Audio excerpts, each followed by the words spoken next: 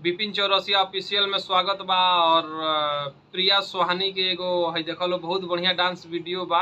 अंगे अंगे देहिया टूटता, मकई के लावा जैसे फूटता, जौन की बहुत आदमी देख चुकल बाड़न। और ये वीडियो के हमू डलले रहनी है दिया के या जोड़ा में बहुत बढ़िया ये नचले बाड़ी। और ये वीडियो को देखा लो, सैया हो सुतल तनी कोरा में, दोनों बगल लगा देले बनी और इंजॉय ला लो वीडियो को। एगो वीडियो हम डलले रहनी है, ऊपर कम से कम 47,000 व्यूज गईल बा हमरे चैनल पर, जना चैनल के नाम बा विपिन चौरसिया ऑफिशियल 8002।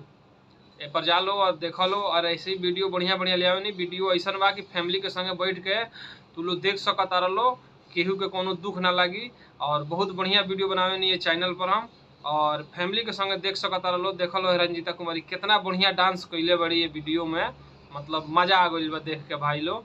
और इंजॉय लेते रह लो। और चैनल पर पहली बार बढ़ लो तो चैनल के सब्सक्राइब कर लो, आ वीडियो को लाइक कर लो, और ज़्यादा से ज़्यादा अपने दोस्तों में शेयर कर लो। जब तक खातिर नमस्कार।